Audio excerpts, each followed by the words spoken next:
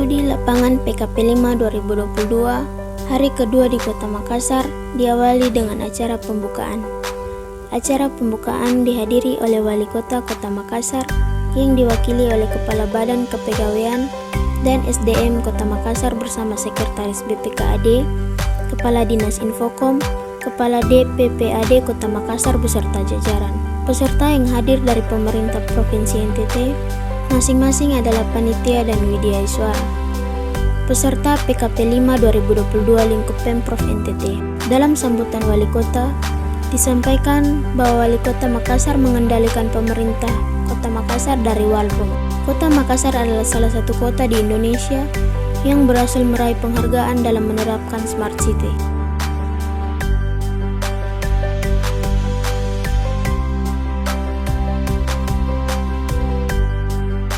Acara pembukaan studi lapangan dilaksanakan Ballroom Sipakatau, kemudian dilanjutkan dengan kunjungan ke lokasi stula sesuai kelompok dan tema stula. Kelompok 1 dengan tema kinerja organisasi berkunjung ke Badan Pengelolaan Keuangan dan Aset Daerah Kota Makassar. Kelompok yang terdiri dari 11 orang anggota diterima oleh Sekretaris BPKAD Bapak Iswandi Padasi bersama Kasubag Perencanaan BPKAD Bapak Aan Torakmawan dan Bapak Arnan Kepala Subag Pengelolaan Aset di ruang rapat BPKAD Kota Makassar. Berikut hasil diskusi kelompok 1 bersama BPKAD Kota Makassar. Silahkan disimak dan jangan lupa subscribe, like, dan komen. Ya, sesuai dengan peraturan Permendagri 77 tahun 2020 kalau tidak salah. Iya. Nah, terima kasih. Oke, dibantu sama Pak Tok. Kebetulan ini beliau ini yang nyusun RKA-nya BPKD. Ya, silakan Pak Tok, silakan. Mohon izin untuk kami sendiri dalam penyusunan RKA. Pertama tentu harus kami lampirkan dalam RKBMD. Dalam ini RKBMD berpatokan terhadap renja atau senternya disusun oleh SKPD. Nanti bidang aset akan melakukan asistensi. Kebetulan kalau kami di sini Pak, hampir seluruh pelayanan kami bersifat online. Jadi semua kami didukung oleh sistem. Jadi sistem otomatis yang memetakan semua itu. Termasuk nanti ketika SKPD dalam hal ini mengajukan usulan belanja modal untuk kebutuhan RKBMD, nanti akan disinkronkan terhadap KIP yang ada di SKPD itu. Jadi sistem kami sudah membaca untuk misalnya barang A itu sekian, jumlah pegawainya sekian, tentu agak tidak sinkron kalau dia mau menambah barang. Nah, seperti itu. Jadi nanti akan terkoneksi dengan jumlah barang yang ada sekarang yang tercatat di KIP. Jadi kalau kami di BPKD ini kebetulan dari KIP A sampai KIP F itu terdata di kami. Dan setiap 5 tahun sekali kami lakukan sensus barang. Jadi nanti ketika sudah di ACC oleh bidang aset akan terdata ke sistem dan dilempar ke sistem SIMAK tadi keuangan yang kemudian digunakan oleh anggaran. Nanti ada asistensi dulu di bidang aset, kemudian persetujuan di anggaran untuk pengalokasian belanja modal akan dilakukan. Seperti itu kurang lebih. Ya, jadi saya tambahkan ya. Jadi sekaitan dengan itu, jadi kami sebenarnya di Badan Pengelola Keuangan Daerah dalam konteks menjalankan fungsi-fungsi pengelolaan keuangan dan aset sudah menerapkan aplikasi sebenarnya, sistem. Jadi tadi sudah disampaikan bahwa RKBMD kita itu, RKBMD dari beberapa SKPD itu by system, nginputnya by system. Nah, pada saat dia mengusulkan barang, muncul KIP data barang yang dia sudah punya. Taruhlah misalnya ketika SKPD itu mengusulkan komputer, maka ada data pembanding muncul. Mereka sudah punya komputer sekian. Dan itu informasi itu yang akan dilakukan penelaahan oleh teman-teman di aset, apakah usulan pengadaan komputer itu masih relevan apa enggak. Karena informasi itu sudah muncul bahwa sekian komputer yang masih bagus, sekian yang rusak, sekian bla bla bla segala macam. Nah, aset akan mengeluarkan rekomendasi ini yang disetujui, ini yang tidak, berdasarkan informasi yang ada di kartu inventaris barang. Jadi by system, Pak. By system. Terima kasih Pak. Saya lanjutkan sedikit. Apakah di sini dalam RKBMD-nya itu mencakup 5 item yang ada dalam Permendagri 19/2018 atau cuma item tertentu? Ya. Contohnya ada pengadaan, pemeliharaan, penghapusan, Pemindatanganan. dan pemindatanganan. Iya. Ketentuannya semua RKBMD dibuat. Dibuat 5 memang RKBMD, termasuk RKBMD pemindahtangganan dan pemanfaatan. Cuman memang saat ini teman-teman masih fokus di RKBMD pengadaan dan pemeliharaan. Kalaupun ada SKPD yang mengusulkan pemanfaatan, pemindahtangganan segala macam, itu juga biasanya ada tapi jarang. Jarang dimunculkan, tapi bisa jadi ada beberapa. Taruhlah misalnya ketika misalnya mereka mempunyai aset yang memang dalam konteks perencanaan tahun depan akan dilakukan pemindahtangganan, entah itu dihibahkan atau dijual, itu biasanya diusulkan juga. Seperti itu, Pak. Tadi penjelasan sudah ada sistem yang dibangun ya. Mungkin Bapak bisa menjelaskan bagaimana memastikan bahwa sistem ini berjalan dengan baik dan pemanfaatannya itu dilakukan secara baik. Bisa dijelaskan? Iya. Jadi terkait dengan sistem untuk interkoneksitas antara RKBMD yang dikelola oleh teman-teman di aset, RKA yang dibuat oleh teman-teman anggaran, dan Renja yang dibuat dan dikonsolidasi oleh teman-teman Bapeda, ini kan perlu integrasi, sinkronisasi, karena dia harus inline. Nah, kemarin itu memang memulainya agak ribet, karena memang ini melibatkan platform sistem aplikasi yang berbeda. Tetapi bukan berarti itu tidak bisa kita lakukan. Jadi secara teknis, teman-teman IT yang ada di kami ini secara kontinu kita pertemukan bagaimana kemudian membangun integritas dari ketiga sistem ini supaya memudahkan dan saling mendukung, mensupport. Jangan sampai berbeda datanya. Jadi memang Pak, aplikasi ini karena berdiri sendiri-sendiri itu menjadi tantangan buat daerah, sehingga dalam mengkonsolidasi dan mengintegrasikan ini memang butuh effort yang lebih ya. Meskipun sesungguhnya kita kan sudah punya SIPD ya, tetapi SIPD kita yang ada saat ini belum mampu menjawab kebutuhan kita yang sekarang ya, karena mereka juga masih dalam tahap pengembangan. Jadi memang Pak, diintegrasikan ini barang. Jadi ketemu orangnya aset, orangnya anggaran, orangnya Bapeda. Ketemu, duduk, bagaimana caranya kita bekerja by system. Jadi teman-teman itu begitu jadi RKBMD-nya disetujui, RK-nya juga sama-sama kita bandingkan. Karena kan konsep pemeriksaan sekarang kan melihat apa yang diusulkan di RKBMD, apa yang diusulkan di RKA, apa yang ada di dokumen perencanaan di Renja. Ini konsistensinya seperti itu. Memang agak memulainya agak sulit Pak, agak butuh integrasi. Mungkin sejauh ini seperti apa yang sudah berjalan ini, mungkin Bapak bisa ceritakan kepada kami sebagai bahan masukan kami terkait dengan sistem ini. Dia berjalan dengan baik itu seperti apa, tantangannya tadi seperti yang Bapak sebutkan bahwa ada evaluasi karena mempertemukan berbagai perangkat daerah. Mungkin Bapak bisa sharing ke kami bagaimana untuk bisa sistem ini bisa berjalan dengan baik dan pengendalian terhadap implementasinya itu seperti apa? Silakan. Mohon izin. Jadi untuk sistem pengelolaan keuangan dan aset walaupun platformnya berbeda, tapi memang kemudahannya itu karena kami menggunakan satu penyedia. Jadi dalam hal sinkronisasi antara keuangan dan aset itu sebenarnya lebih gampang. Untuk pengelolaan keuangan sendiri dari awal penginputan, kalau dulu kita sebelum ada SIPD kan kita koneksi dengan Bapeda.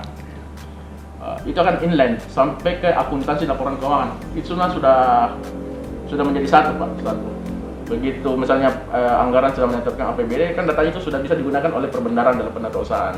Begitu juga akuntansi, ketika sudah ada penatausahaan, akuntansi sudah bisa buat pelaporan maupun pertanggungjawabannya. Begitupun untuk aset dalam hal menyusun neraca. Jadi neraca itu kami setiap tahun melakukan rekon. Cuma untuk memastikan inputan yang ada di sistem itu sudah sesuai dengan keadaan sebenarnya. Jadi kita selalu melakukan recon. Minimal kita lakukan recon itu 2 kali dalam setahun. Pada saat penunjukan neraca dan pada saat pertengahan tahun. Seperti itu. Jadi untuk menjamin konsistensinya, kami buat rekonsiliasi setiap SKPD di perbendaraan, di akuntansi maupun di aset. Untuk sistem sendiri Pak, kalau di aset itu bahkan kami sampai barang persediaan itu termonitor. Termonitor. Jadi misalnya kita beli ATK, begitu cair, misalnya di penatausan sudah cair, sekian ATK yang dibeli itu akan masuk menjadi barang persediaan di aset. Begitu pun keluar, jadi akhir tahun muncul. Ketika sudah kepastian terpakai berapa, misalnya masih tercatat berapa, nanti di laporan akhir pada saat inspektorat masuk itu sudah muncul sebenarnya barang-barang persediaan yang masih ada di SKPD. Termasuk kami untuk tahun ini sudah mensinkronkan data aset kami ke BKD. Jadi ketika ada mutasi dan ada pejabat yang masih memiliki sangkutan terhadap barang milik daerah itu dia akan diproses. Jadi di BKD sudah terwarning dia. Misalnya mau pensiun, masih ada sangkutan mobil dinas atau laptop, akan terwarning di BKD. Dan SK pensiun tidak akan terbit sebelum itu. SKPP-nya enggak. SKPP-nya tidak akan terbit. Kemarin juga kita sudah lakukan itu dengan Ya. kalau untuk penatausahaan apakah sudah menganut Permendagri 47 tahun 2021 Apa itu? penatausahan aset? Oh ya, Permendagri 47 ini kan penyempurnaan dari Permen 19 ya. Ya, ya jadi sebenarnya kami dengan konsep Permendagri 19, kami sudah menetapkan Perda nomor 7, Perda nomor 7. Tapi kiblatnya adalah di Permen 19. Terkait dengan perubahan permen, itu mungkin sementara lagi dikaji apakah memang kita sudah, karena kalau saya tidak salah informasi yang saya dapat tidak terlalu banyak signifikan yang berubah dari Permen 47 itu. Artinya sepanjang itu tidak secara teknis berpengaruh di Perda kita, ya mungkin tidak seperti itu. Terkait Permendagri 47 itu ada perubahan dalam penyampaian laporan. Ya. Dulu kan laporan ini disampaikan semester sama akhir tahun. Tapi dengan keluarnya Permendagri 47, laporan itu disampaikan bulanan. Laporan itu ada banyak. Ada laporan penerimaan perolehan, ada laporan reklas, ada laporan koreksi. Nah, apakah itu semua sudah dijalankan atau belum? Iya. Jadi terkait dengan perubahan dari Permendagri 47, saat ini mungkin belum secara total kita berlakukan seperti itu, karena memang juga saya lihat karena kami terbiasa dengan sistem mensinkronkan antara aturan dengan sistem ini butuh waktu karena kami terbiasa dengan sistem. Jadi kebiasaan kerja, pola kerja yang kita bangun di BPKAD, bagaimana kemudian regulasi yang muncul itu diterjemahkan ke dalam aplikasi dan kita bekerja dengan aplikasi. Nah, itu yang sementara mungkin kami juga teman-teman di aset sementara lagi menggali dan memformulasikan bagaimana kemudian itu masuk ke aplikasi untuk memudahkan supaya tidak, karena kan Makassar ini salah satu visinya kota cerdas, smart city. Smart city, jadi semua fungsi-fungsi pelayanan birokrasi, pemerintahan itu sedapat mungkin mengacu ke sana. Tetapi yang pasti bahwa memang ketentuan yang diatur dalam Permendagri 47 itu sedapat mungkin kita juga akan penuhi, tetapi mungkin masih bersifat konsolidasi dan secara bertahap kita laksanakan seperti itu. Terus mau tanya terkait tadi di aset lancar, apakah sudah diusul juga dalam RKBMD atau dia belum masuk dalam, hanya khusus modal saja? Apakah ATK juga sudah dimasukkan? Iya, kalau ATK sudah. Ya, kalau belanja modal pasti kan belanja modal pengadaan. Kalau aset lancar isinya saya agak banyak nih, aset lancar ya kan. Kalau untuk yang pengadaan-pengadaan yang akan berujung kepada persediaan memang diusulkan. Ya, seperti itu. Ada yang lain lagi? Saya ingin ditanyakan terkait dengan aset. tadi aspek sasaran dan pemanfaatan untuk dan aset kan ada bergerak dan tidak bergerak. Nah ini bagaimana masyarakat publik bisa melihat akses mereka kepada aset-aset yang ada. Iya. Hal ini misalnya ada potensi tanah lahan yang dimanfaatkan tapi tidak dimanfaatkan dimanfaatkan maksimal, kemudian ada pihak swasta atau masyarakat umum itu sebagai potensi ekonomi. Bagaimana mereka bisa mengetahui itu? Apakah ada kanal-kanal informasi itu sampai ke mereka supaya mereka secara kompetisi juga bisa mendapatkan akses itu? Karena ini bagian dari keterbukaan juga untuk jangan hanya mungkin ada segelintir orang bisa menikmati aset Pemkot yang selama ini mungkin terabaikan. Oke. Saya ingin menanyakan mekanisme kanal-kanal informasi terkait dengan aset yang dikuasai oleh Pemkot yang nanti akan berhubungan dengan dinas pendapatan dan aset, dinas pendapatan ya. Oke. Berbeda mungkin dengan kami, kalau kami pasti dinas pendapatan aset ya, jadi satu hal yang berhubungan. Dan kemudian yang kedua terkait dengan aset-aset yang terdistribusi di OPD. Nah ini kita apa ya? Bagaimana mekanisme untuk bisa melihat secara holistik semua aset-aset yang tersebar di OPD yang berkaitan. Mungkin itu. Oke, sejauh ya. Jadi terkait dengan konteks pemanfaatan aset ya, bagaimana kemudian aset pemerintah Kota Makassar ini terpublikasi bahkan kemudian bisa dimanfaatkan dalam konteks menambah PAD. Nah, ini juga menjadi concern sebenarnya dari Korsubga KPK. Bagaimana kemudian aset yang dimiliki oleh Pemda itu bisa berkontribusi positif terhadap peningkatan PAD. Karena tidak bisa disangkal bahwa memang banyak kita punya aset dalam konteks misalnya seperti tanah ya, gedung, ini tidak termanfaatkan dengan baik ya. Nah, sebenarnya di aset ini kami sebenarnya sudah mengklaster dan memetakan ini aset, termasuk kalau saya tidak salah, mudah-mudahan saya ingat teman-teman aset saya baru WA ini, kita punya sebenarnya peta JIS terkait dengan aset. JIS ya, JIS ya. Dengan peta Kota Makassar kita bisa tahu titik-titik asetnya kita di mana.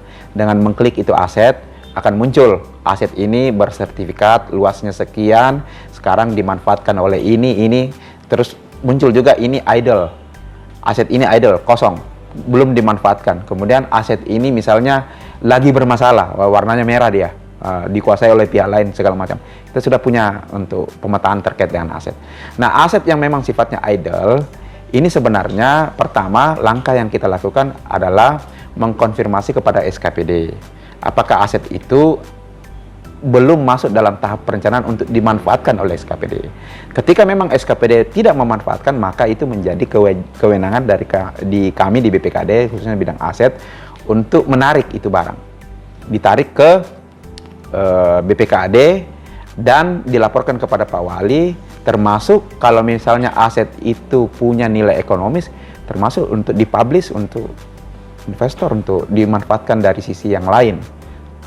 Ada beberapa yang sudah kita lakukan seperti itu, tapi memang aset-aset yang memang sifatnya sangat strategis, taruhlah misalnya pulau, tanah yang memang sangat strategis, itu memang menjadi concern dari Bapak Wali Kota untuk kemudian ditawarkan kepada investor.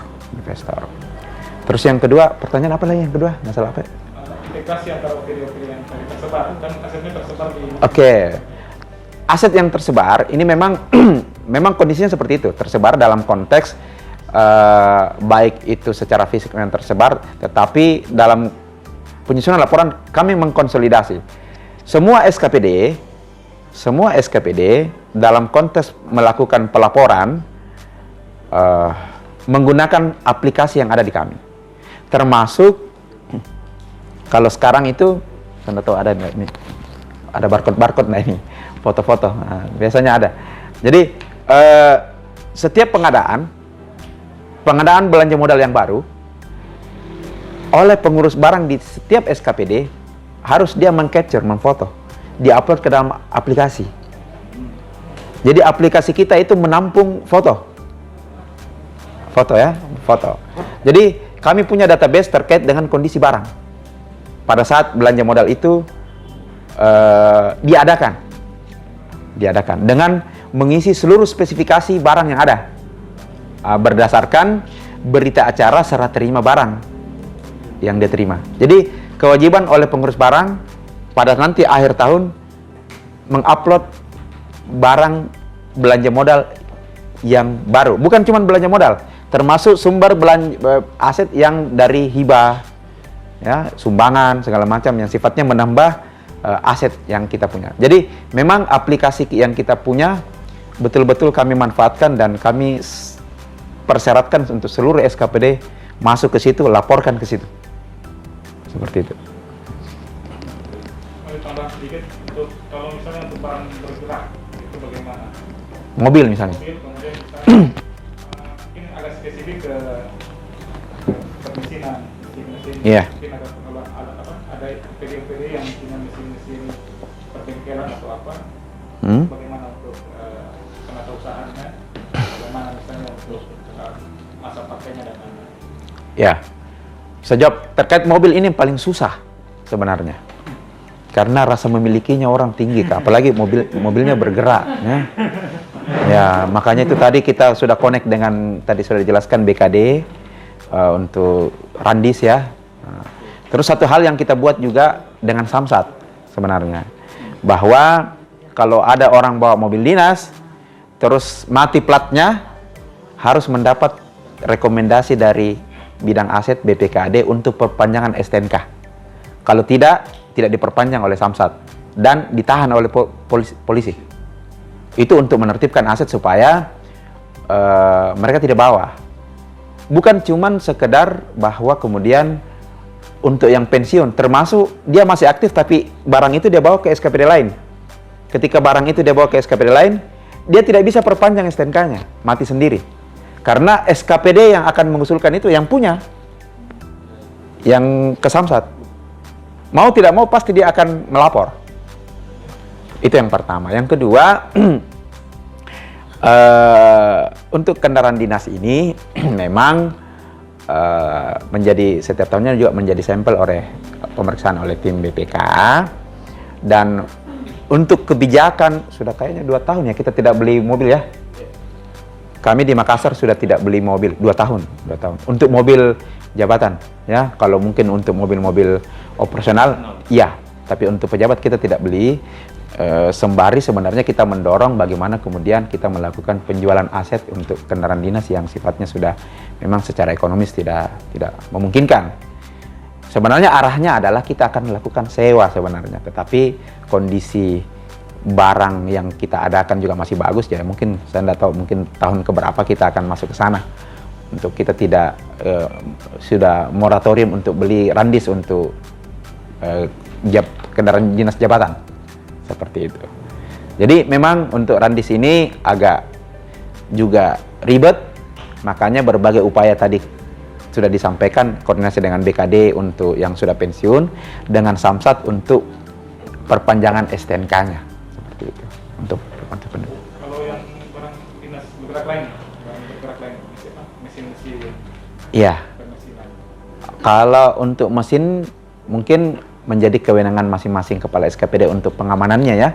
Untuk pengamanannya, yang pasti mekanisme untuk melakukan sensus, kan ada sensus barang ya 5 tahun sekali. Itu untuk kita mendeteksi apakah barangnya itu masih ada, kondisinya seperti apa ya.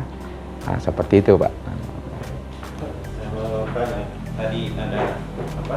Setiap barang persediaan itu kan nanti dia terkoneksi, terbaca di sini.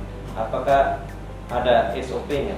Oke, jadi SOP-nya dibuat langsung oleh Badan Pengelolaan Keuangan dan Aset, atau masing-masing SKPD yang membuat SOP-nya sendiri terkait penyaluran dan penerimaan barang persediaan. Terus yang kedua terkait aset tetap. Aset tetap ini kan apa? Seperti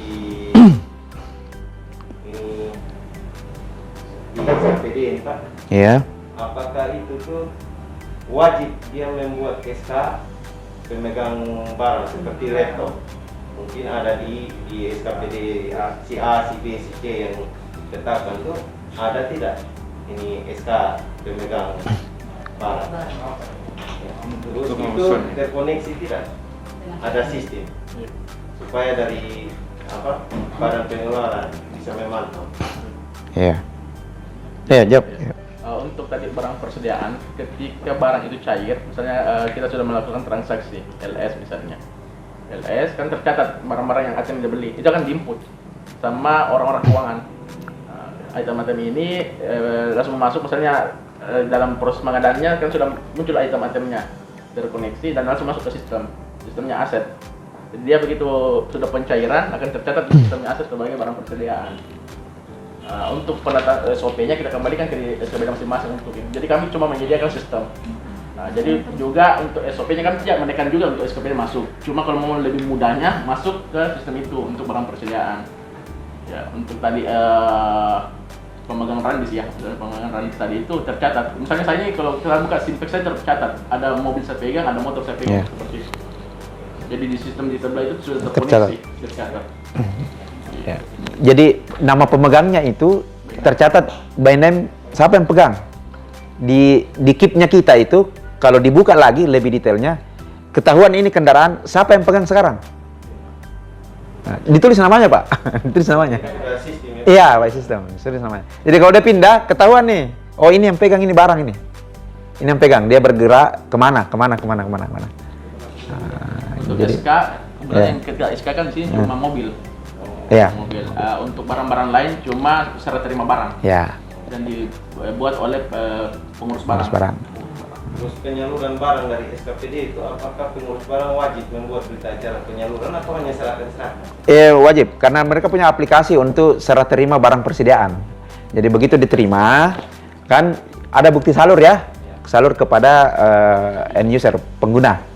Nah, itu juga menjadi bagian penting dari pelaporan barang persediaan nanti, barang persediaan akhir tahun nanti di ujung pada saat kita diaudit sama inspektorat. Untuk barang BHP, barang persediaan habis ya, harus pakai. Seperti itu. Ya, kan. Terima kasih. Yang saya mau tanyakan menyambung tadi yang tentang aset dengan sistem. Apakah kan setiap tahun pasti sistem ini aset itu mengalami penyusutan? Iya. Berarti itu sistem itu juga sudah langsung otomatis setiap tahun nilai aset itu berubah. Iya. Nilai ya. Iya, betul. Nilainya pasti berubah. Update setiap tahun pasti sudah otomatis berubah. Iya. Iya, betul. Jadi yang menghitung penyusutan di sini, saya tidak tahu kalau di tempatnya Bapak, biasanya kan ada beberapa daerah yang menghitung penyusutan itu di bidang akuntansi. Kalau kami yang hitung penyusutan itu bidang aset. Berdasarkan kebijakan akuntansi. Jadi penyusutan kan dihitung berdasarkan kebijakan akuntansi, berdasarkan umur ekonomis dari sebuah aset kan, kapan dia bernilai nihil nanti. Meskipun bernilai nihil bukan berarti manfaat ekonomisnya juga nol, kan tidak mesti harus seperti itu. Jadi kami menggunakan aplikasi Bu, jadi langsung ya pakai ada metode ya yang digunakan terkait dengan bagaimana menghitung penyusutan. Ada metode yang kita gunakan. Ini saya juga sudah sampaikan sama teman-teman ASN, mudah-mudahan dia bergabung terkait metode yang kita gunakan dalam konteks penyusutan. Tetapi yang pasti penyusutan yang kami hitung itu kami tidak sulit Bu, karena by system. Jadi kita kalau saya tidak salah, misalnya barang itu dibeli nih by bulan, ya, itu menghitung masa manfaat kan. Barang misalnya kita beli belanja modal, ini silakan. Ini dari aset. Kebetulan saya mencermati dinamikanya, kayaknya pertanyaannya lari ke aset nih. Dari aset, makanya saya panggil teman-teman dari aset. Jadi menghitung penyusutan untuk aset, kita menggunakan sistem ya. Kita pakai sistem ya, partnernya. Sistem aplikasi Simbakda namanya. Berdasarkan pada saat kita terima barang, kalau tidak salah, di situ dihitung awal ya, berdasarkan BAST ya, berita acara kita terima barang, situ mulai jalan argonya nih, berdasarkan umur ekonomis dari setiap barang yang kita sudah tetapkan. Dari situ dihitung penyusutannya per hari, per bulan, per tahun. Jadi by system Bu, ya by system, langsung muncul nilainya. Begitu. Termasuk dalam penghapusan itu usulan dari OPD-nya, SKPD-nya atau otomatis dari badan keuangan aset yang memutuskan tahun sekian ini baru sudah harus dihapus atau menunggu usulan dari perangkat daerah? Ya, silakan Pak Arnan. Ya, silakan menjawab Pak. Jadi penghapusan itu kan sebenarnya jelas ketentuannya dalam peraturan pengolahan barang. Jadi dalam aturan itu semua yang namanya penghapusan harus dimulai dari proses usulan, dan yang mengusul ini adalah SKPD daerah. Ya, nanti beberapa dari usulan ini ada yang secara mutlak harus langsung disetujui karena misalnya akibat dari pemindatanganan, katakanlah ada barang yang sudah kita jual itu tidak bisa ditolak, harus dihapus karena memang prosesnya jelas. Ada beberapa juga yang mesti dilakukan proses penelaahan dulu, tetapi pada intinya semua diawali dari usulan SKPD dan nanti keluar persetujuan baru dilakukan penghapusan. Ya, jadi intinya Bu, meskipun SKPD mengusulkan, yes or no-nya tetap di kita ya, persetujuan untuk menghapus. Ya, jadi tidak mesti serta merta bahwa dia usulkan ya udah dihapuskan, enggak. Tetap ada, kalau tidak salah teman-teman aset bahkan penelahannya itu bukan cuma sekedar administratif, bahkan fisik ya turun, dia cek ke bawah. Kan ada di kami punya gaya penghapusan kendaraan dinas depan yang tidak ada pengganti berarti tidak bisa. Oh gitu ya? Iya. Oke. Kalau kami kebijakannya kayaknya kalau memang itu kendaraan dinas sudah memang rusak berat, tidak bisa dimanfaatkan, lebih bagus dihapus atau dijual ya, dijual dulu, terakhir dihapus ya, dijual dulu. Kalau yang sepanjang tidak bisa, iya. Ini kan ada nilai ekonomis, memang dia sudah masuk dalam penghapusan. Tadi sementara masih dipakai, jadi waktu SK penghapusan sudah keluar juga. Oh, kalau kita tidak ya? Bagaimana? Jadi Bu, kalau kita cermati aturannya, jelas sekali bahwa penghapusan itu siklus terakhir Bu. Jadi begitu barang sudah tidak ada wujud apa-apanya lagi, berarti pada saat itu harus dihapuskan. Jadi tidak ada proses pemakaian lagi setelah penghapusan. Ya, sederhananya gitu. Artinya barang yang kita punya, kalau sudah meskipun secara umur ekonomi sudah nol, tapi masih bisa dimanfaatkan, kita manfaatkan. Kalau kita tidak mampu manfaatkan, kita bisa geser itu, kasih SKPD yang lain mungkin untuk gunakan, ya SKPD yang lain untuk digunakan, dimanfaatkan. Kalau tidak ada juga SKPD yang bisa terima, ya kita jual. Tidak ada juga yang mau terima, ya kita musnahkan, dibakar. Sudah dimusnahkan, baru dihapus. Terakhir baru dihapus.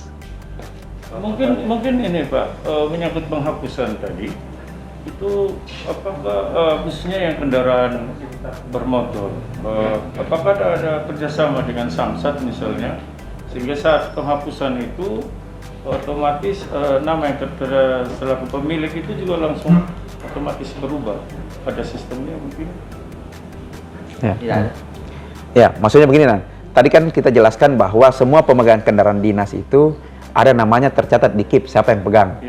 Tetapi dalam konteks misalnya untuk hubungannya dengan Samsat, tidak terdeteksi itu ke Samsat. Nah, karena kan STNK-nya juga atas nama pemerintah kota, bukan atas nama jabatannya, atas nama kita. Seperti itu. Jadi pemegang yang saya maksud tadi adalah hanya pemegang yang ada di KIP, bahwa ini penanggung jawabnya gitu. Penanggung jawab kita. Jadi kalau saya tambahkan sedikit Pak, kalau selama ini yang pernah kita lakukan dalam rangka penertiban itu, jadi kalau ada laporan dari SKPD yang mengatakan bahwa kendaraan saya ini dikuasai secara tidak sah oleh pihak lain, maka data ini kemudian kami kerjasama dengan Samsat.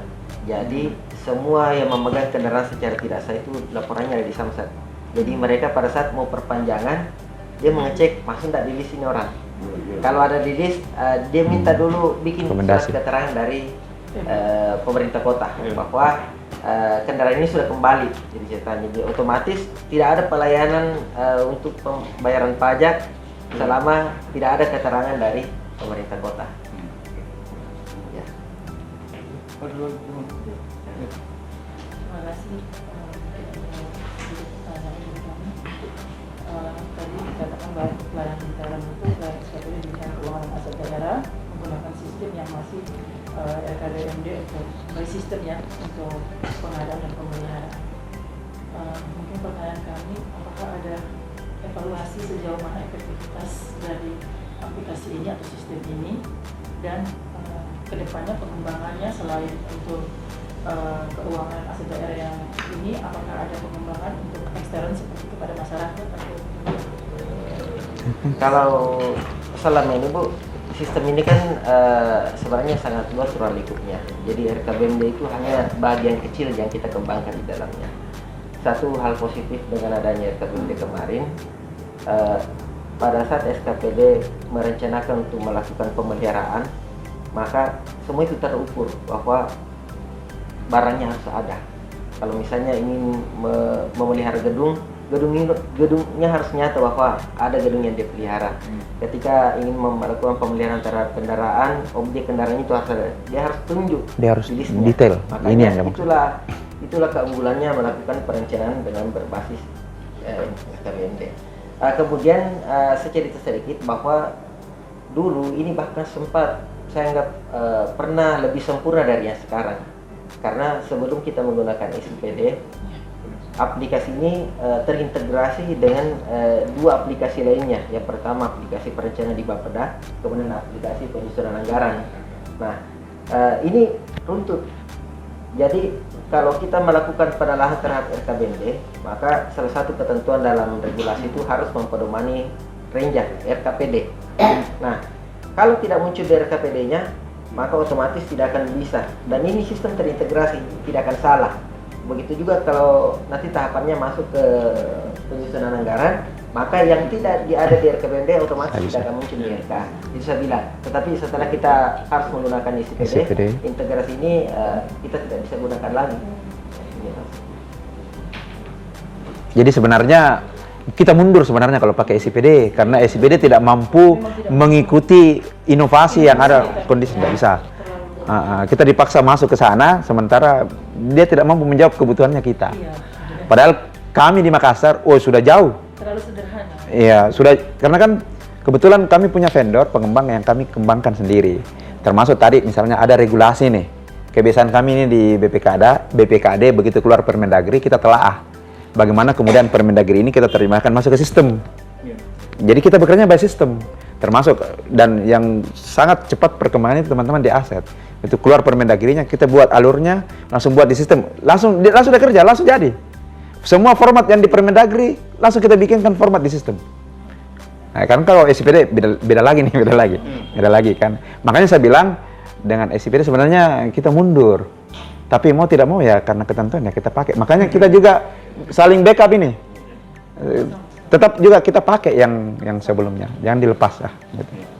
Mungkin saya tambahkan sedikit. Kemarin kebetulan bulan April tidak salah ada permintaan dari Kemendagri untuk ke sana untuk sistem baru EBMD. Itu saya lihat itu dalam sistem itu tuh penerapan dari Permendagri 47. Tapi apakah di sini sudah mulai bukan menggunakan tapi sudah mulai membuat ancang-ancang untuk sementara Pak. Jadi dalam KAK pengembangan aplikasi ini itu sudah masuk. Ya. Kenapa kami tetap berupaya mempertahankan sistem ini Pak? Artinya ranah yang disiapkan oleh Kemendagri itu kan masih ranah pengusahaan, pembukuan, inventarisasi dan pelaporan. Belum ke RKBMD-nya, belum ke hal-hal yang kita kembangkan secara khusus. Contoh yang terakhir kita kembangkan itu Pak, ada aplikasi yang terintegrasi dengan BKDN. Pegawai yang akan pensiun, pegawai yang akan pindah, tidak akan dilayani administrasinya kalau pengurus barang menambahkan namanya menguasai barang. Jadi sistem BKD langsung membaca itu. Sehingga kalau itu mau diselesaikan maka dia harus kembalikan barangnya. Kepala SKPD-nya membuat pernyataan bahwa yang bersangkutan tidak menguasai barang kami lagi. Dia upload itu, kemudian kalau misalnya ini katakanlah tingkat kelurahan, maka kelurahannya mengupload itu di sistem. Di kecamatan membaca sistem bahwa lurahnya sudah membuat ini, sudah ada keterangan dia bisa baca scan-nya itu, tanda tangan lurah. Selesai di situ, aset juga baca. Setelah ada usulan, saya baca di notifikasinya aplikasi, saya lihat, sudah ada surat pernyataan camat misalnya mengatakan bahwa ini sudah tidak menguasai lagi, maka saya approve, barulah BKD memproses. Jadi itu tambahan yang kita mulai lakukan awal tahun ini. Memang saya lihat EBMD itu dia cuma basis standar, basis terlalu start. Ya. Kelebihannya dia duluan start pakai format baru karena dia yang rancang lampirannya. Karena sudah tidak ada kip lagi kan. Ya. Namanya saja juga jadi kibar. Tidak format lagi. Selalu begitu. Ganti menteri, ganti dirjen. Jadi mau tanya terkait penilaian barang. Contoh gedung bangunan. Gedung bangunan ini kan ada nilai buku kan tiap tahun biasa penyusutan nilai bukunya berapa. Pada saat kita mau rehab itu kan nanti kesulitan. Dia kapitalisasinya apakah mengikuti nilai buku atau dilakukan ulang penilaian oleh tim penilai? Oh ya. Jadi penilaian itu Pak ada 3 fungsi di regulasi. Yang pertama penilaian dalam rangka pemanfaatan, kemudian penilaian dalam rangka pemindahan dan yang terakhir penilaian dalam rangka penyusunan neraca. Nah, kaitannya dengan penatausahaan kayak mau rehab gitu, paling implikasinya itu hanya ke penatausahaan Pak, ke neraca. Jadi kita tetap menggunakan nilai perolehan.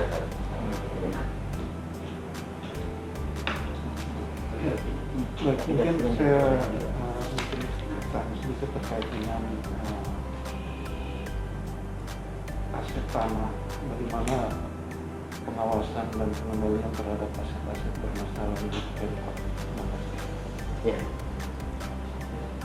Ini agak dijelaskan ini Pak karena ini yang membuat kami mungkin di pemerintah kota salah satu, kalau kita bicara pemerintah kota jelas pengawasan dan pengendaliannya di tingkat kemudian, tetapi kita punya kewenangan masing-masing, baik itu dari posisi kita sebagai kepala SKPD misalnya yang memiliki barang, ataukah posisi kita di pengelola BPKD, ataukah kita SKPD teknis punya fungsi-fungsi terkait dengan penertiban.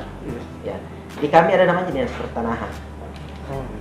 Di dinas pertanahan itu fungsi sebegitu fungsinya adalah salah satunya adalah melakukan pengamanan terhadap aset tanah, kemudian melakukan pengamanan, kemudian penanganan masalah. Nah itu SKPD yang memberikan fungsi tambahan dalam urusan penanganan masalah tanah. Nah, meskipun demikian, di luar tugas dinas pertanahan ini memang fungsi pengamanan dan pemeliharaan itu ada di masing-masing kepala SKPD Pak.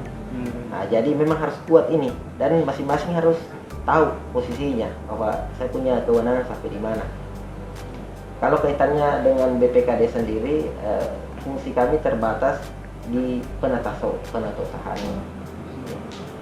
Makanya ini tidak bosan kami koordinasikan Pak, karena memang pemahaman teman-teman di SKPD belum biasanya kalau mereka mendengar kata aset, Pak, ini pasti di bidang aset, ini pasti BPKD.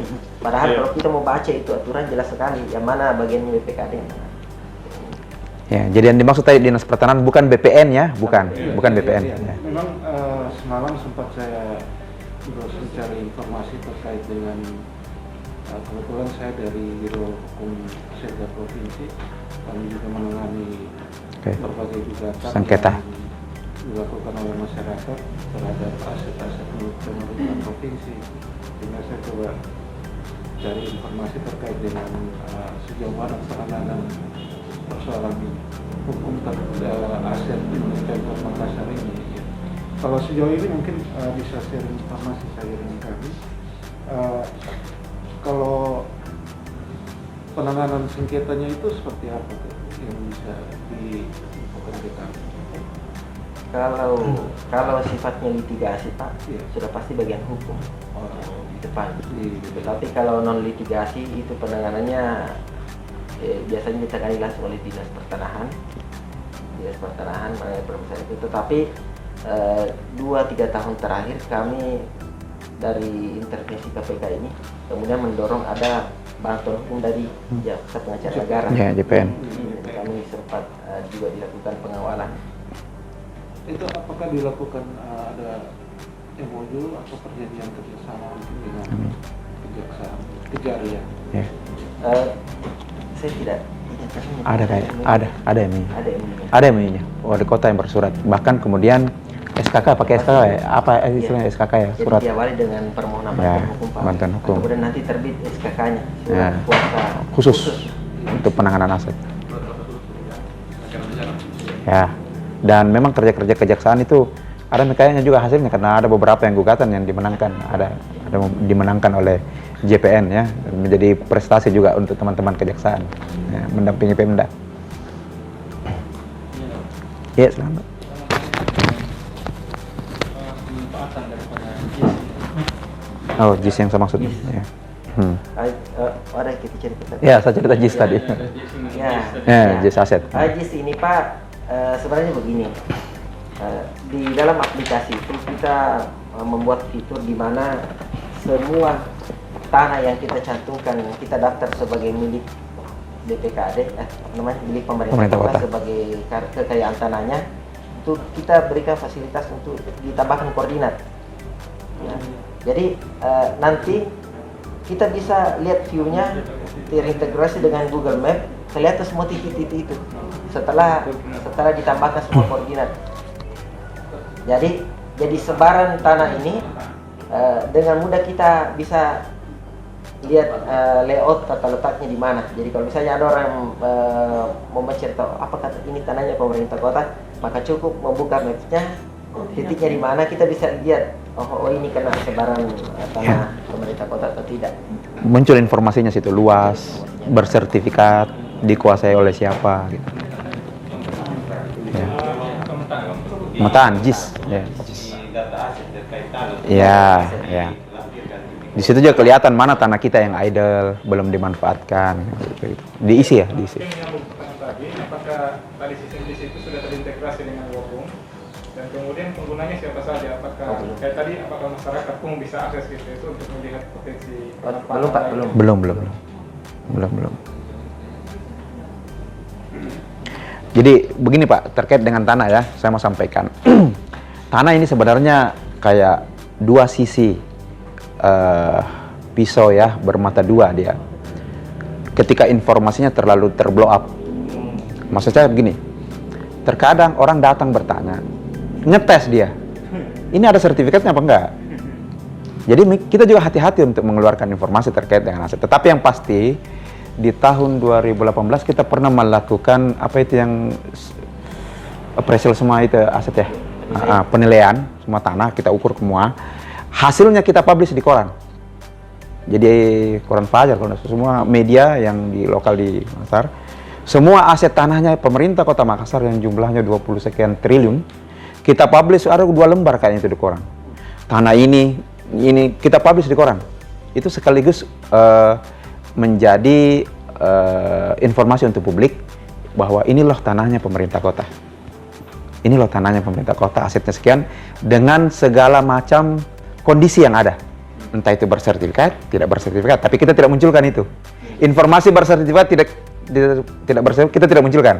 Karena itu tadi orang sering datang, lihat, tanya, ini ngetes. Oh tidak ada, ternyata ini punyanya Pemkot. Kita gugat yuk. Lepas lagi, karena kan persoalan Pemda itu di aspek legalitas. Mungkin teman-teman dari bagian hukum banyak bersentuhan begitu. Orang nanya-nanya apa sama dia ngetes itu, ngetes. Makanya kami juga sangat hati-hati meskipun informasi itu harus kita publish, tetapi tetap dalam proses prinsip kehati-hatian. Ya. Mungkin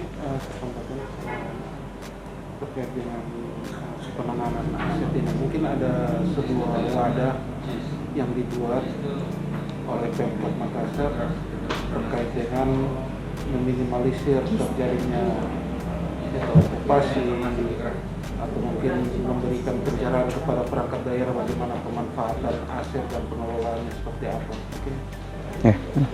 Kalau sejauh ini Pak, yang rutin kita lakukan adalah setiap 2 kali setahun kita lakukan semacam pelatihan.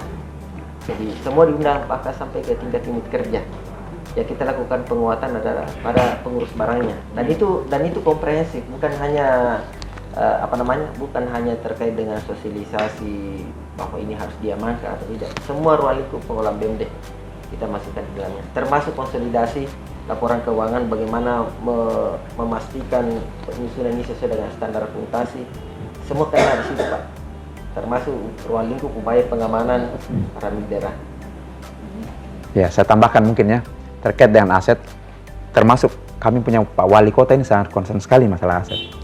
Bahkan beliau menginisiasi untuk pembentukan pansus untuk aset, pemburu aset di DPR nih Pak, di DPR.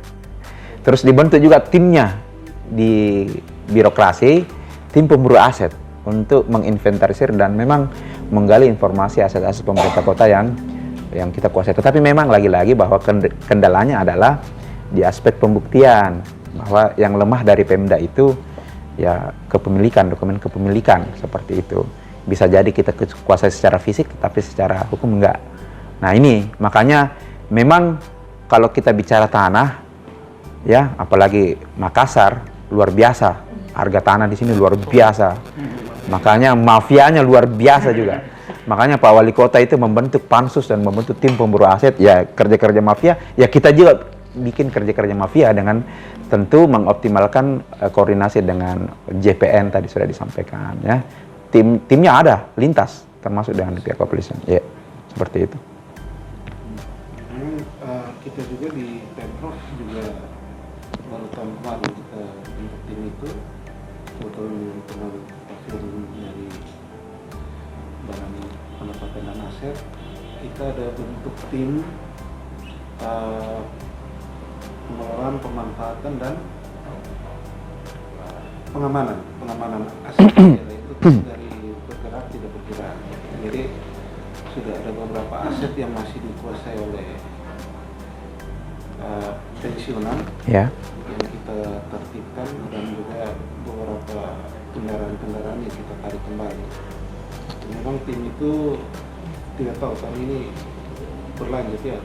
Rencana tahun ini lebih dikhususkan ke kendaraan roda 2 sama aset-aset di kabupaten kota. Kalau kita aset di kabupaten kota itu tersebar di beberapa pulau saja, jadi itu yang agak membuat kita.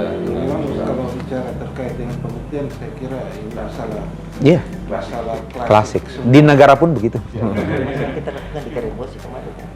Ya. Di negara pun begitu. Beberapa aset kita yang strategis, yang kalah tapi sampai saat ini belum dilakukan eksekusi kan. Gitu. Aturan kita kan tidak boleh melakukan eksekusi terhadap barang milik negara atau daerah. Kemarin memang saya sharing sedikit, kita sempat kalah, kemudian pada saat mau dilakukan eksekusi, kita shock terapi pengadilan. Kita buat surat penolakan eksekusi. Alasannya? Alasannya koros. Karena ini barang sudah tercatat sebagai aset daerah. Oh, karena alasan tercatat doang? Tercatat. Dan sudah bersertifikat. Oh, sudah bersertifikat. Iya. Tapi kalah di pengadilan? Kita kalah. Itu tadi. Oh, sertifikat kalah? Sudah pegang sertifikat kalah?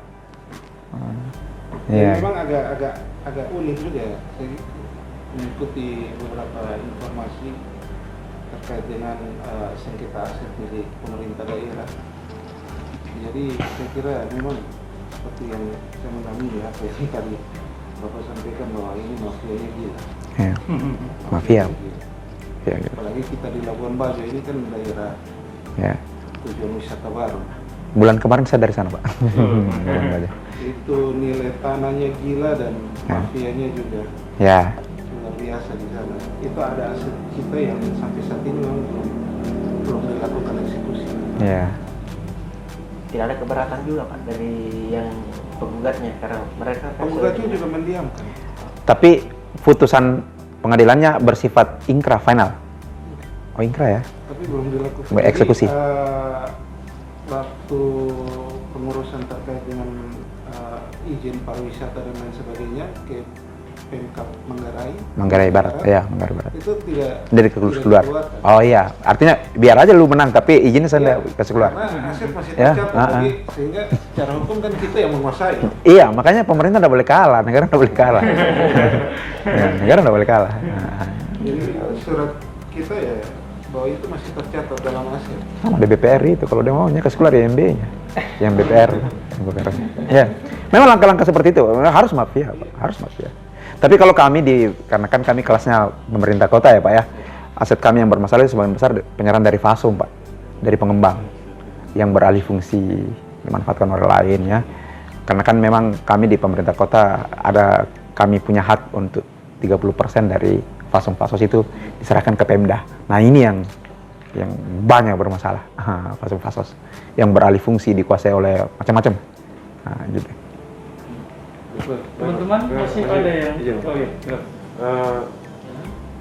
Ini provisi 4 tahun WTP 2020 dan ke belakangnya. Tentu ada peran dari SDM dan juga dari aturan dalam hal ini SOP-nya. SDM kaitan dengan implementasinya. SOP yang ini tadi sudah di-share, kita kembali ke perbendaharaan dulu. Oke. Tentu itu salah satu peran inti juga ya. Iya. Agar bisa tercapainya WTP ini. Oke. Apakah di Kota Makassar SOP yang diterbitkan dan dilaksanakan oleh SDM ini memang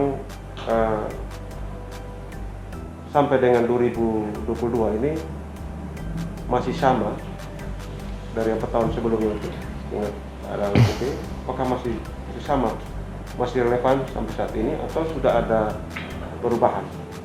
Yang kedua, ini pada perbendaharaan, apakah SOP itu pada sistem pembayaran sampai dengan realisasinya itu juga masih relevan semuanya, sehingga kalau 4 tahun yang lalu cukup berhasil, namun tahun kemarin WDP ini apakah ada perbaikan atau bagaimana sehingga bisa tidak WTP lagi? Iya. Oke Pak, saya jawab. Jadi kemarin itu kita dapat opini WDP, persoalannya ada fraud di satu SKPD. Ada fraud di SKPD, tapi penggunaannya itu bukan terkait dengan itu. Penggunaan uang panjar ini. Makanya hati-hati di panjar di SKPD ini. Nah, fraudnya di situ Pak. Ada fraud di situ, dan sementara kami sudah meraih WTP 4 kali, kemudian standar pemeriksaan itu dinaikkan. Dia tidak akan mentolerir ada fraud di SKPD sekecil apapun itu, Rp1 pun itu. Tidak boleh ada fraud, di situ. Artinya fraud itu ada uang yang tidak bisa dipertanggungjawabkan. Ada fraud di situ. Itu yang dia tidak toleransi oleh teman-teman dari BPK, karena memang standar pemeriksaan itu ketika dia kasih naik terus ya, standarnya. Itu yang pertama. Yang kedua terkait dengan SOP ya, yang pasti bahwa mencermati dinamika regulasi pengelolaan keuangan sudah terbit PP 12 ya, Permendagri 77 tahun 2020, dan saat ini kami di BPKAD sebenarnya masih menunggu pengesahan dari DPR ya untuk Perda pengelolaan keuangan daerah. Setelah itu kita akan menyusun SOP, sistem dan prosedur pengelolaan keuangan. Terkait dengan SOP yang ada saat ini, kombinasi Pak dari keduanya. Yang pertama, kita masih memanfaatkan SOP yang sebelumnya sudah pernah ada sepanjang tidak bertentangan dengan aturan yang baru. Ya. Terus ada hal yang baru langsung kita mengacu langsung kita terapkan. Langsung kita coba terapkan, termasuk dalam konteks misalnya kan regulasi terkait pengadaan barang dan jasa yang mempengaruhi kelengkapan dokumen pencairan ini juga berpengaruh. Nah, biasanya langsung kita update di situ, sambil menunggu proses untuk secara besar nanti kita atur regulasinya terkait dengan sistem dan prosedur ketika Perda kita memang sudah ditetapkan seperti itu. Jadi tahapnya sekarang ini kita kombinasi dari keduanya. Nah, karena biasanya juga teman-teman dari auditor memakai standar yang aturan yang baru. Kalau tidak ada yang atur ya kita merujuk ke Permendagrinya langsung. Nah, seperti itu. Nah. Terus berikut Pak, tadi saya dengar semuanya by sistem. Untuk realisasi keuangan pasti terkait pembayaran itu semua teraplikasi sistem. Nah, apakah pada tataran realisasi belanja juga terdigitalisasi? Dalam hal ini pengarsipannya SPJ realisasi belanja itu apakah juga terdigitalisasi? Ini dalam rangka untuk menunjang kelancaran koordinasi terkait dengan evaluasi kinerja ketika nanti kita katakanlah dievaluasi kinerja oleh inspektorat. Itu karena sudah terdigitalisasi, maka dokumen-dokumen yang ada itu sudah tersimpan rapi, aman, lengkap, sehingga pada saat dievaluasi itu kita langsung katakanlah mengirimkan soft copy-nya, diverifikasi, sehingga perlu untuk diklarifikasi baru tinggal ini untuk kelancaran dan kemudahan. Yang kedua pasti SPIP juga dilaksanakan. SPIP ini prosesnya juga luar biasa, memakan waktu, tenaga. Sehingga kalau misalnya sudah terdigitalisasi, maka pasti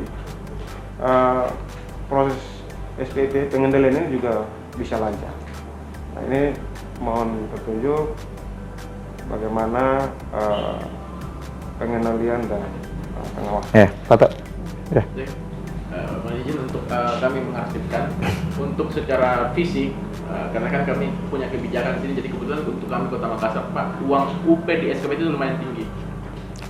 Jadi paling rendah UP yang ada di SKPD 300 juta. Sehingga transaksi 50 juta ke bawah itu cukup di SKPD saja, tidak usah dikirim ke BPKAD seperti itu. Kecuali yang sifatnya belanja modal, itu tetap harus masuk ke BPKAD.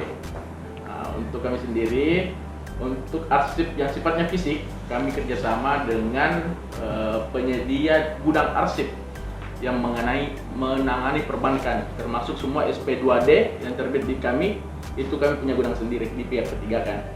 Kebetulan pihaknya itu profesional dan menangani pihak perbankan, jadi untuk arsip-arsip itu kami fisiknya ada di gudang. Yang kedua, untuk secara digitalisasi setiap pencairan kami di keuangan itu men-scan. Kebetulan tahun 2019 nggak salah, inspektorat menerbitkan sistem yang namanya e-audit, sehingga SKPD diwajibkan untuk men-scan semua dokumen-dokumen pencairannya. Dengan adanya e-audit kemarin, maka auditor itu tidak perlu lagi ke SKPD, Pak, cukup buka di aplikasi. Betul. Cukup buka di aplikasi. Itu yang terdampak di 2020 kemarin ketika pandemi, jadi auditor tidak turun lagi ke SKPD, cukup buka di sistem dokumen-dokumen pencairannya. Iya, seperti itu. Seperti itu untuk arsip sendiri. Terima kasih. Ya, silakan Pak. Saya mau bertanya tentang best practice daripada pelayanan publik. Daripada? Pelayanan publik. Oke. Jenis pelayanan publik di BPKAD itu apa saja, Pak? Ya, jadi ceritanya begini. Tadi saya sudah sampaikan bahwa pelayanan kami sebenarnya secara makro itu kami melayani secara internal. Kalau mau dikaitkan dengan layanan publik, kami punya aplikasi sebenarnya namanya DP, Cek DPeta. Cek DPeta ini. DP ini mirip-mirip nama wali kota kita ini, Dani Bomanto ya. DP apa sih? Dokumen pencairan. Ya. Cek DPeta. Jadi ya, aplikasi Cek DPeta. Cuman tidak nyala. Ada di depan ruangan kami itu ada besar layar. Itu sebenarnya untuk mengkonfirmasi. Jadi itu rekanan tidak perlu datang ke sini tanya udah cair apa enggak. Dia cuma cek di situ, oh sudah cair saya punya anggaran. Tidak perlu tiap hari dia telepon kita, dia cek di sini gimana berkas saya sudah sampai di mana. Cukup dengan mengakses aplikasi Cek DPeta, dia sudah tahu oh berkas saya sudah di Bank Sulselbar. Oh saya sudah di sini, oh sudah cair, ada notifikasi masuk. Nah ini bentuk layanan publik yang menyasar kepada pihak ketiga rekanan. Terkait dengan kepastian apakah mereka sudah dibayarkan apa enggak. Ada enggak kekurangan dokumen yang masih dibutuhkan apa enggak. Nah, ini aplikasi Cek DPeta. Karena kami cukup kelimpungan ketika kami diserbu ini. Di semua akhir tahun tanya, udah cair apa enggak? Oh, biasa berjajar sini. Nah, ya makanya kita pakai aplikasi itu, Cek DPeta namanya. Itu bentuk layanan yang kami publish supaya pihak ketiga rekanan tidak perlu telepon kami, tanya kami, dan bisa dia cek apanya yang kurang daripada dokumennya. Makanya lorongnya disuruh ke lorong kan. Nah, gitu Pak. Ini cek DPTA ini juga izin cek DPTA ini juga bagian daripada proyek perubahan dari seorang kepala bidang. Cek DPTA itu hasil dari proyek perubahan. Tapi untuk eselon 3 Kabid Perbendaharaan yang buat.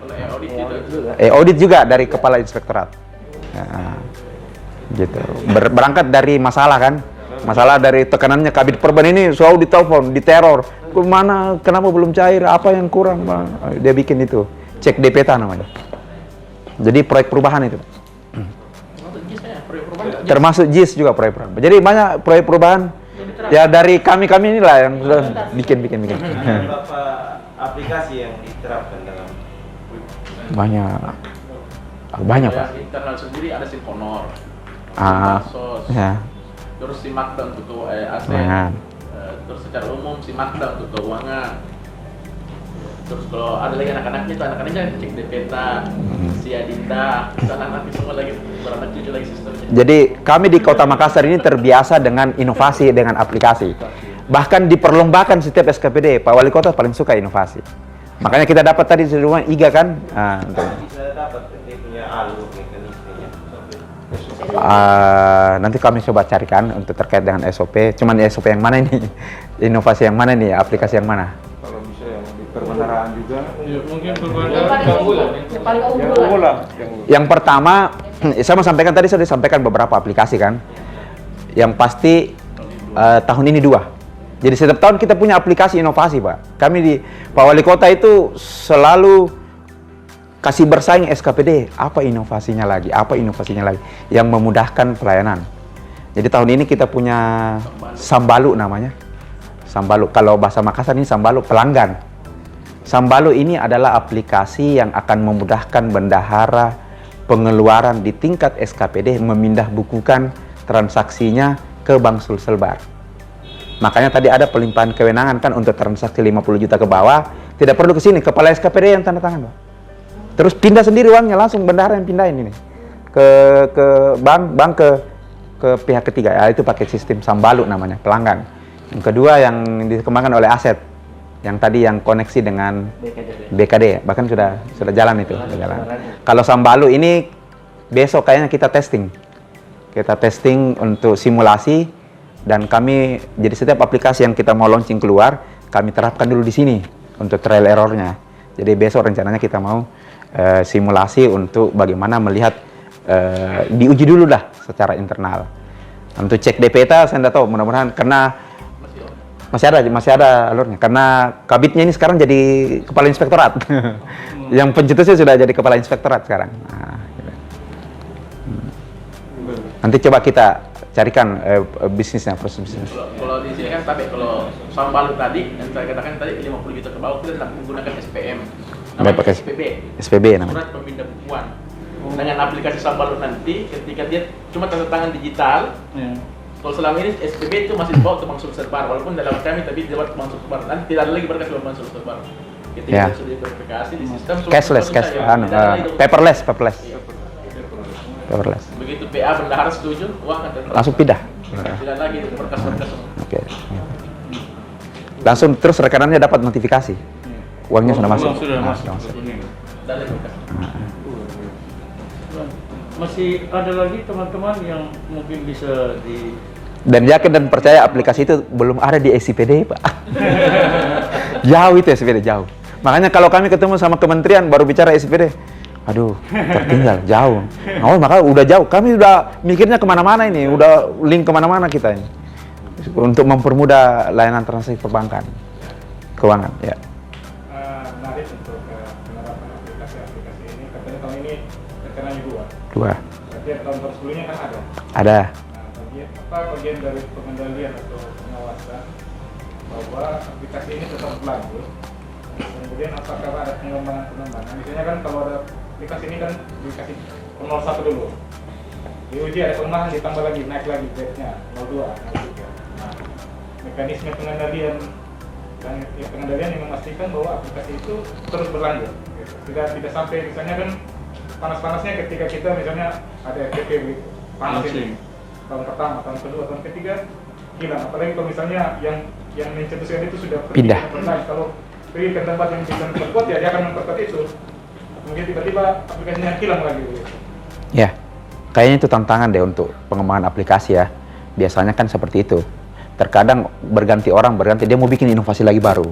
Padahal sudah ada yang perlu dikembangkan. Memang itu menjadi sebuah tantangan. Tetapi yang pasti bahwa aplikasi yang ada di kami di BPKAD, sepanjang dia memang mendukung kelancaran aktivitas pekerjaan kita pakai, Pak.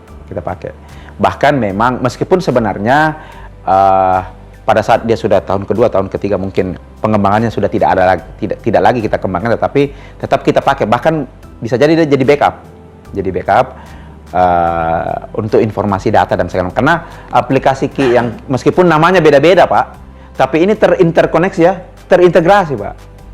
Jadi dia link kepada, kami punya aplikasi besarnya namanya Simakda ya, Simakda untuk keuangan.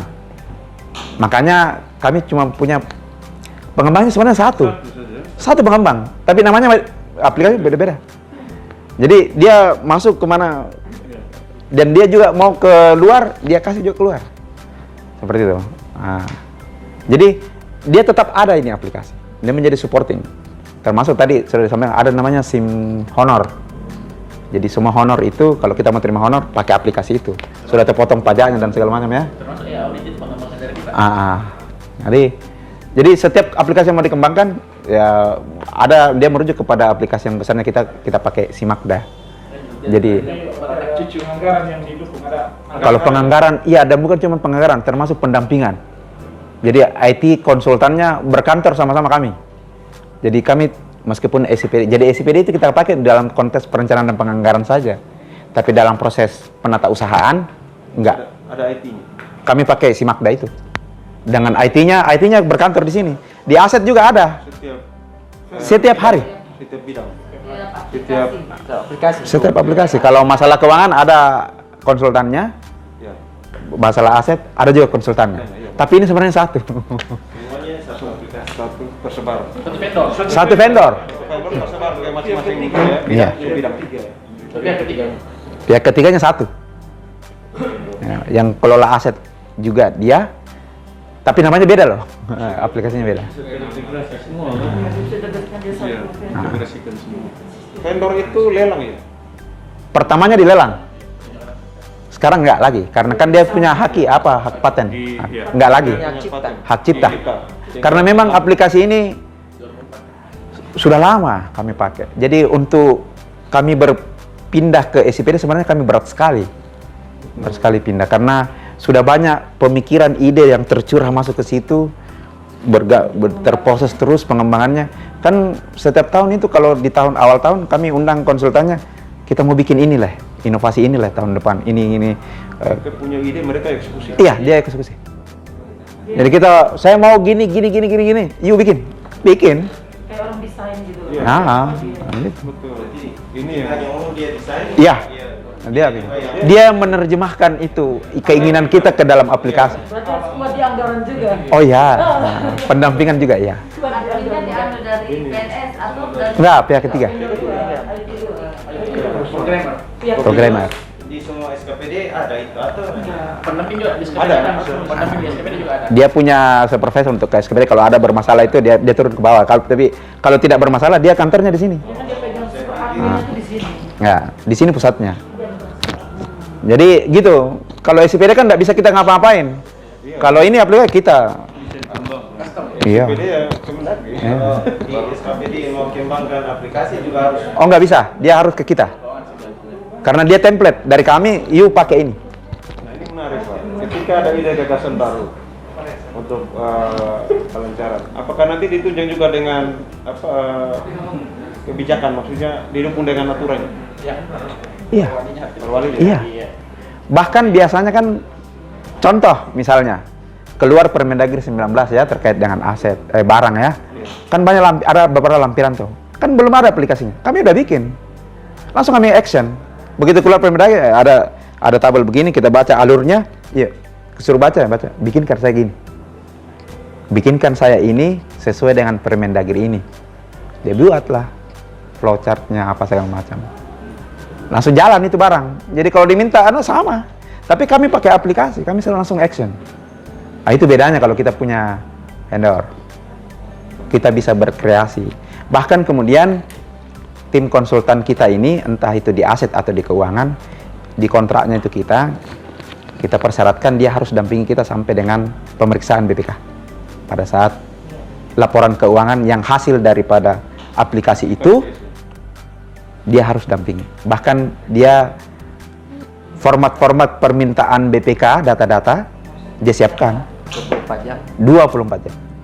Jadi kalau ada permintaan BPK, saya mau minta misalnya honornya ini atau belanja ini, tar, langsung ini filenya, kasih dari aplikasi itu. Ya, seringkali maksudnya Pak, BPK dia minta format yang tidak disediakan oleh sistem. Ya, dia cuma mau ini, dia cuma mau ini. Ini saja kerjakan.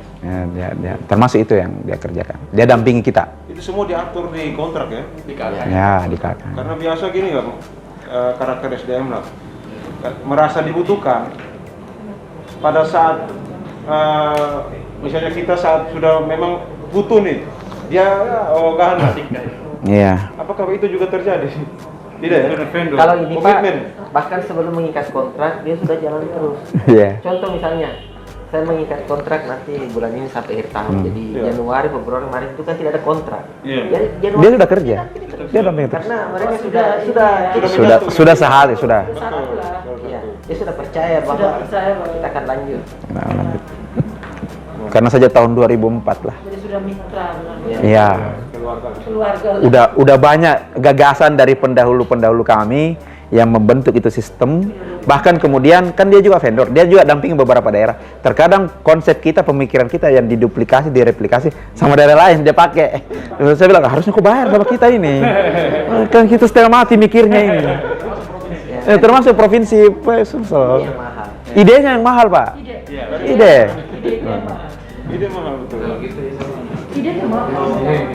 Oh, ide itu mahal. Orang yang survive di dunia terbang yang punya ide. Kan dia sudah atur dari apa terkait permintaan barang itu di SKPD. Ada nota permintaan barang, terus ada surat permintaan barang, terus ada surat perintah penyaluran barang. Apakah sudah terkoneksi dengan nanti pencairan itu apa pencairan dana terkait pemberian persediaan atau belum? Contoh saya di bidang ini mau minta barang, saya buatkan nota permintaan barang ke pengurus barang. Dari situ pengurus barang keluarkan surat permintaan barang kepada pengguna barang atau kuasa pengguna barang. Dari situ kan kuasa pengguna barang atau pengguna barang mengeluarkan surat perintah penyaluran barang. Apakah itu nanti terkoneksi sehingga pada saat yang apa pencairan uang persediaan ke rekanan A, rekanan B, rekanan C atau belum? Kayaknya belum. Kalau itu kayaknya belum, Pak. Artinya kemarin sistem untuk pengadaan barang habis pakai yang di BST ya. Artinya penginputannya tetap di aplikasi, nanti itu masuk tetap terintegrasi untuk pencairannya. Tetap terintegrasi pencairannya. Cuma integrasi yang untuk pengurus barangnya adalah mengambil data. Jadi misalnya pada saat ada belanja, jadi tidak usah capek-capek menginput rincian barang lagi karena dia langsung integrasi semua barang yang dibelanjakan, dia tinggal tambahkan detail kalau ada merek apa dan sebagainya. Ya, jadi pasti klop, tidak perlu ada salah catat kurang jumlah, pasti sama dengan nilai-nilainya. Baru sampai itu, Pak. Kemudian tadi untuk permintaan barang itu sudah bukan di ranah pencairan lagi, Pak. Jadi kan ceritanya barang digudangkan dulu. Nah, begitu ada nanti ranahnya pengurus barang setelah dibayar atau dan sebagainya, barangnya ada, urusan distribusi baru jadi, baru jalan. Nah, tadi prosesnya seperti itu.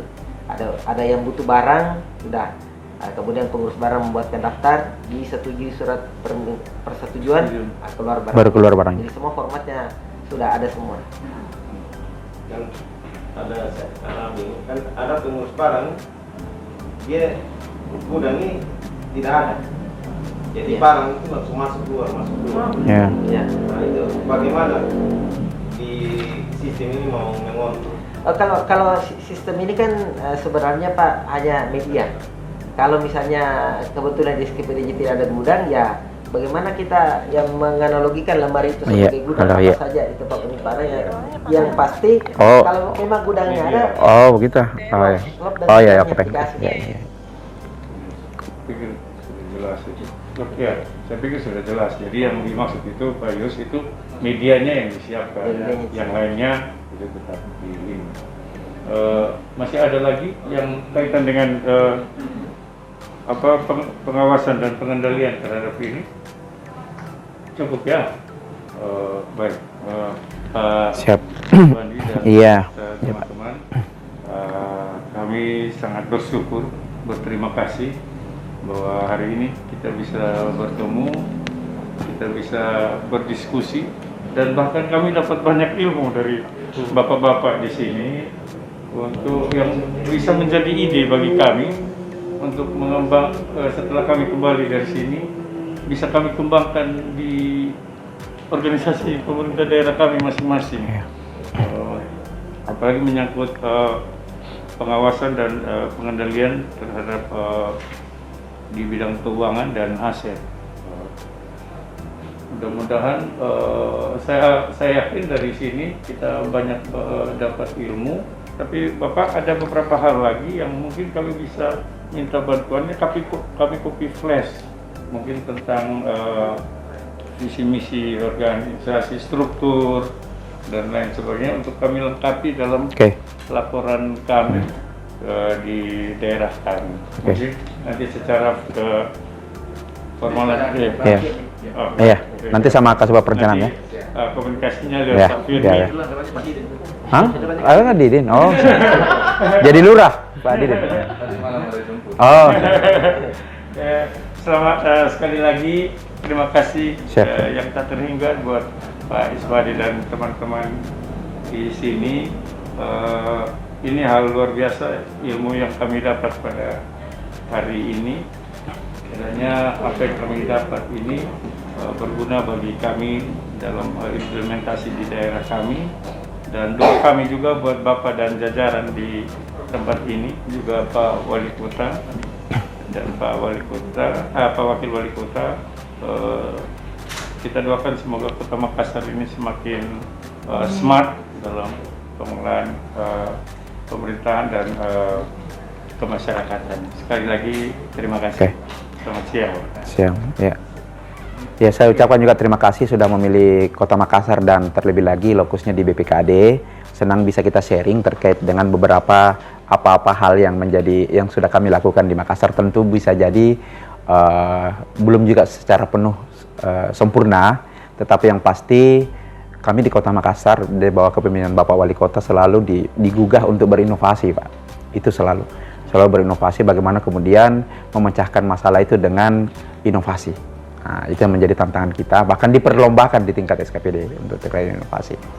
Dan untuk itu kami juga senang bisa berbagi, termasuk mudah-mudahan nanti kita bisa ke Labuan Bajo. Saya dari sana Pak, luar biasa Labuan Bajo, di Manggarai Barat ya Pak ya, Manggarai Barat luar biasa, cukup eksotik ya tempatnya. Saya kira terima kasih dan salam dari Kepala BPKAD. Beliau juga saat ini lagi mendampingi BPK, belum sempat berhadapan dengan teman-teman dari Provinsi NTT. Terima kasih. Wabillahi taufiq wal hidayah. Assalamualaikum warahmatullahi wabarakatuh. Selamat siang.